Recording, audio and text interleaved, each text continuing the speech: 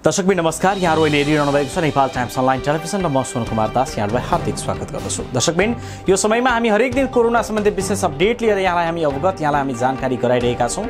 यससँगै सुरु गरौँ आजको अपडेट 8 जिल्लाका सबै कोरोना संक्रमित निको भएको सम्बन्धी प्रसङ्गबाट। दर्शकबिन कोभिड-19 को संक्रमणमा आज 156 जनामा थप देखिएको छ। स्वास्थ्य तथा जनसङ्ख्या मन्त्रालयको नियमित पत्रकार सम्मेलनमा मन्त्रालयका प्रवक्ता डाक्टर जागेश्वर गौतमले विभिन्न 27 प्रयोगशालामा 3741 जनामा परीक्षण गर्दा 156 जनामा संक्रमण देखिएको बताए। आज देखिएको संक्रमितसँगै संक्रमितको संख्या भने 17658 जना रहेका छन्।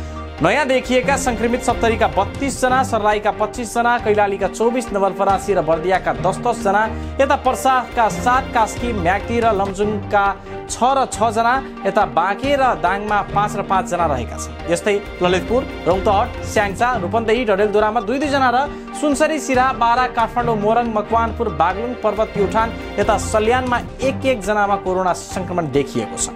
उनका अनुसार आज कोभिड-19 जितेर घर फर्किनेको संख्या पनि 58 रहेको छ। यो सँगै 11695 जना संक्रमण जितेर घर फर्किएका छन्। यो 66.24% रहेको छ। मन्त्रालयका प्रवक्ता डाक्टर गौतमका अनुसार 8 जिल्ला कोरोना मुक्त भएका छन्। भोजपुर, पाँचथर, धनकुटा, रसुवा, मनाङ, मुस्ताङ, हुम्ला र जुम्ला रहेका छन्। यता नेपाल दक्षिण एसियाली क्षेत्रीय सहयोग संगठन सार्कका भारत, बङ्गलादेश, अफगानिस्तान, पाकिस्तान, श्रीलङ्का देशभन्दा पीसीआर परीक्षण धेरै हाम्रो देशमा भएको छ। नेपालले प्रति 10 लाखमा 10,827 जनाको पीसीआर परीक्षण गरिएको तथ्याङ्कबाट देखिएको छ। अहिलेसम्म नेपालमा प्रति 10 लाखमा 1.4% मात्र मृत्युदर रहेको छ। नेपालमा हालसम्म 40 जनाको कोभिड-19बाट मृत्यु भएको छ।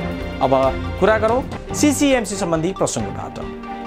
दर्शकबिन COVID-19 crisis management centre CCMC निर्देशक समितिले धेरै संख्यामा नेपाली रहेका देशहरूमा उद्धार उडानलाई प्राथमिकता दिने निर्णय गरेको छ।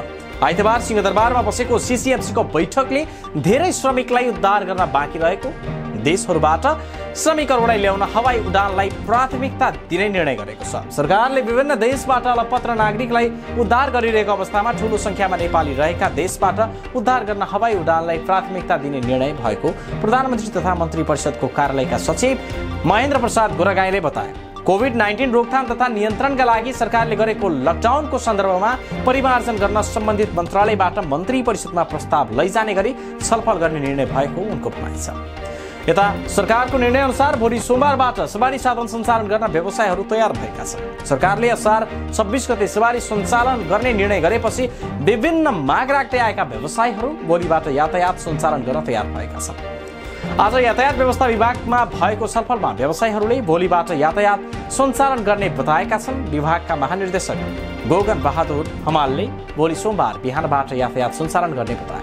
सरकारी निर्णय अनुसार व्यवसाय र यातायात मजदुरहरूका प्रतिनिधिहरूसँगको छलफलपछि उनीहरू सञ्चालन गर्न तयार भएको उनले बताए। कोभिड संक्रमणको डर अझै रहेकाले स्वास्थ्य सुरक्षाका सम्पूर्ण उपाय कडाइका साथ पालना गर्न पनि उनले आग्रह गरे।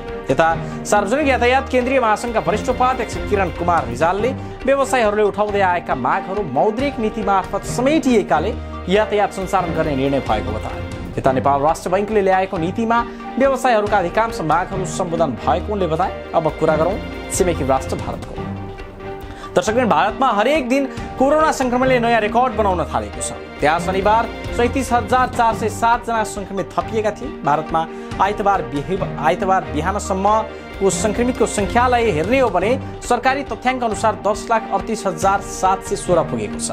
शनिबार 543 जनाको मृत्यु भएको छ। यता शनिबार महाराष्ट्रमा संक्रमितको संख्या 3,09,37 पुगेको छ भने 24 घण्टामा त्यहाँ 8,348 जना नयाँ संक्रमित थपिएका छन्। मुम्बईको मात्र संक्रमितको संख्या भने 1,03,50 रहेको छ। त्यहाँ 11,500 जनाको मृत्यु भएको छ भने एकै दिन 30,000 भन्दा बढी संक्रमित थपिएको यो लगातार तेस्रो दिन। यसअघि 16 जुलाईमा 32,695 र 17 जुलाईमा 34,956 जना संक्रमित थपिएका थिए। 12 जुलाई यता लगातार 28,000 भन्दा बढी संक्रमित हरेक दिन थपिरहेका छन्। यता विश्वमा हालसम्म कोरोना भाइरस संक्रमितको संख्या हेर्ने हो भने 1 करोड भन्दा बढी पुगेको छ। वर्ल्डोमिटर्सले तयार पारेको तथ्याङ्क अनुसार विश्वमा कुल कोरोना संक्रमितको संख्या 1,44,95,554 जना पुगेको छ। नेपाली समयअनुसार यो आइतबार साँझसम्मको तथ्याङ्क हो। कोरोना संक्रमित भएका आधाभन्दा बढी पनि निको भएका छन्। हालसम्म 8,66,01,333 जना निको भएका छन्। विश्वमा 6,06,473 जना कोरोना संक्रमितको भने मृत्यु भएको तथ्याङ्कबाट देखिएको छ। दर्शकबिन यो अपडेटसँगै यहाँहरूले थप अपडेट हाम्रो अनलाइन पोर्टल www.nepaltimes.net मा गएर यहाँहरूले थप जानकारीहरू प्राप्त गर्न सक्नुहुनेछ। यसैगरी हाम्रो फेसबुक पेज लाइक गर्नुहोस्, हाम्रो युट्युब च्यानल सब्स्क्राइब गर्नुहोस्। यी मार्फत पनि हामी यहाँहरूलाई दिनभरका टप 15 समाचारहरू, विभिन्न अपडेटहरू, ट्रेन्डिङ रिपोर्टहरू यहाँ समक्ष हामी प्रस्तुत गरि नै रहनेछौँ। त्यतिन्जेलका लागि म सोनु कुमार दासलाई बिदा दिनुहोस्। नमस्ते।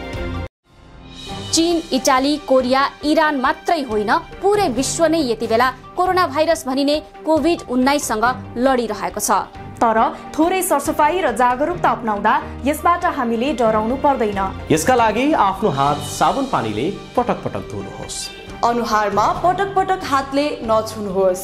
भिडभाडमा नजानुहोस्। खोक्दा वा हाछ्यु गर्दा रुमाल वा कुइनाले छोप्नुहोस्। यिनै साना साना सावधानीले हामीलाई कोरोना भाइरसबाट सुरक्षित रहन मद्दत गर्दछ।